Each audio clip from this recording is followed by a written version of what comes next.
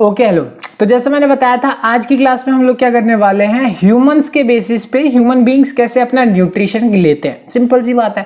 अब ह्यूमन हम लोग को तुम लोगों को पता है कि किस पे डिपेंडेंट है, प्लांट्स पे ही डिपेंडेंट है। हम लोग हेटेरोट्रॉफ्स हैं। कैसे हेटेरोट्रॉफ्स हैं?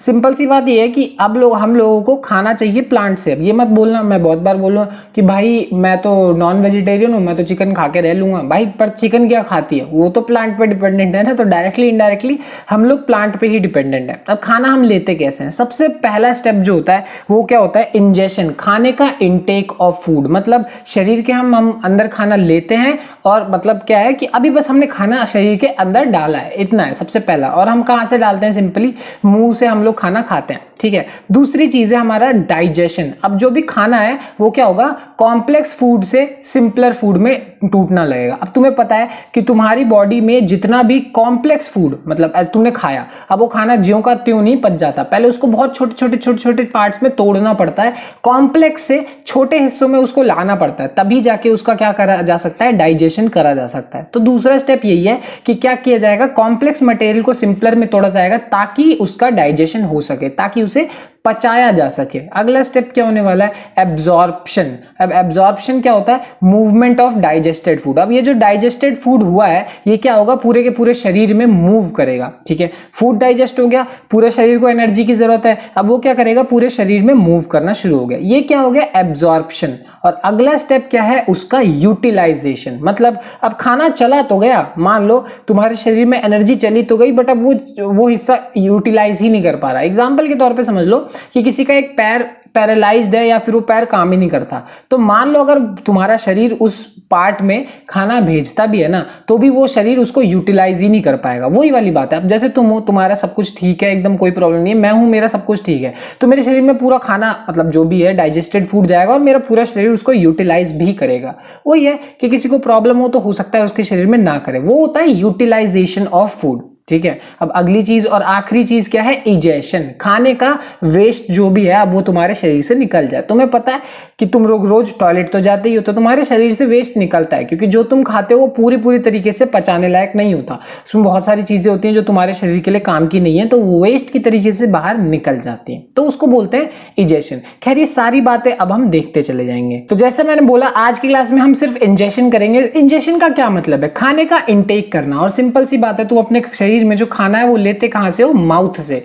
सिंपल सी बात है, खाना खाते हो मुंह से खाते हो, ये तो कोई बहुत बड़ी चीज है ही नहीं, जो भी खाते हो, है कि नहीं। अगली चीज क्या है, अब टीथ। नेक्स्ट चीज क्या है, टीथ। मतलब जो भी तुम खाते हो उसको तुम्हें क्या करना पड़ता है, चबाना पड़ता है और ग्राइंड करना पड़ता है। ये जरूरी है। क्यों जरूरी है, जैसे कि मैंने बताया, बहुत ही बड़ा मतलब लाइक तुम ये गाजर ही खा रहे हो, तो गाजर को जब तक तुम मतलब शरीर में ऐसे ही डाल दोगे ना, वो पचेगा ही नहीं। उसको छोटे से छोटा हिस्से में कन्वर्ट करोगे ना, तभी उसका पचना जरूरी है। यही रीजन होता है कि तुम्हारे लिए लिक्विड्स को पचाना ज्यादा आसान है एज कंपेरेबल टू सॉलिड्स को पचाना। यही होता है ना, तबीयत खराब होती है तो सॉलिड्स की जगह लिक्विड्स एडवाइस किया जाता है, क्योंकि उस समय तुम्हारी शरीर में उतना एब्जॉर्ब करने की कैपेसिटी नहीं होती, तो इसलिए लिक्विड पिया जाता है। तो वही कहने का मतलब है कि आराम से उसको चबा चबा के खाना चाहिए, क्योंकि वो जितना उसे छोटा कर दोगे उतना ही तुम्हारे शरीर के लिए आसान होगा। अगली चीज क्या है, टंग। टंग क्या करता है, सबसे पहली बात तो वो टेस्ट के लिए, हमें सिर्फ उसके टेस्ट से मतलब है और कुछ नहीं है, बट खैर उसका और भी काम है, रोलिंग ऑफ फूड। खाने को लेफ्ट से राइट, राइट से लेफ्ट, लेफ्ट से राइट, राइट से लेफ्ट लेके जाना, वो भी है कि नहीं। तुम्हें पता होगा कि तुम्हारे दांतों में हर दांत का एक अपना फंक्शन है। बीच वाले दांतों का अलग फंक्शन है, यहाँ पे जो पैने वाले दांत होते हैं उनका अलग फंक्शन है। ये छोटी क्लास में पढ़ा था, उसके बारे में बात नहीं करेंगे, बट सबका अपना अपना फंक्शन है। तो खाने को किधर लेके जाना है, किस दांत के पास लेके जाना है, वो काम भी किसका होता है, टंग का।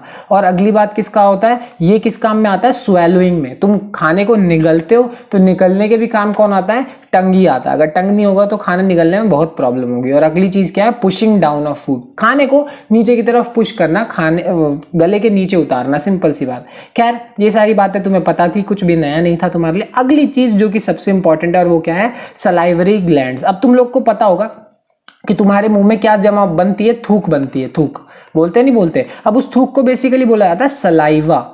अब वो जो सलाइवा है वो बहुत इंपॉर्टेंट चीज है, क्योंकि उससे हमारे खाने के पचने की एकदम क्या होती है, शुरुआत होती है। अब वो बनता कहाँ से, सलाइवरी ग्लैंड से बनता है। मतलब हमारे मुंह में कुछ मसल्स हैं, कुछ ग्लैंड्स हैं, बेसिकली मस्कुलर ग्लैंड्स होते हैं ये, इनमें से कुछ लिक्विड निकलते हैं और उन लिक्विड को हम क्या बोलते हैं, सलाइवा, बेसिकली थूक बोलते हैं। अब ये जो सलाइवा है इसका बहुत इंपॉर्टेंट काम है, ठीक है। ये एक तो सबसे बड़ी बात, सिंपल सा काम ये है कि खाने को गीला करता है ताकि उसको निगलना आसान हो। सूखा खाना निगलना बहुत मुश्किल होता है, बात पता होगी तुम्हें, तो खाने को गीला करता है, निकलना आसान हो। बट मेन काम क्या है इसका, ये कन्वर्ट कर देता है स्टार्च को, किस में कन्वर्ट करता है, शुगर में। अब मैंने ये क्या बोल दिया, बेसिकली मैं तुम्हें सबसे पहले समझाता हूं कि ये प्रोड्यूस करता है सलाइवा, और सलाइवा के अंदर क्या होता है, सलाइवरी अमाइलेज होता है। अब सलाइवरी अमाइलेज का क्या मतलब है, इसका मतलब ये है कि ये कुछ एंजाइम्स होते हैं, कुछ लिक्विड्स होते हैं जो हमारे डाइजेशन को एनहेंस करते हैं, डाइजेशन को अच्छा करते हैं। हमारे डाइजेशन के लिए ना कुछ लिक्विड्स की जरूरत है ताकि वो उसको तोड़े फोड़े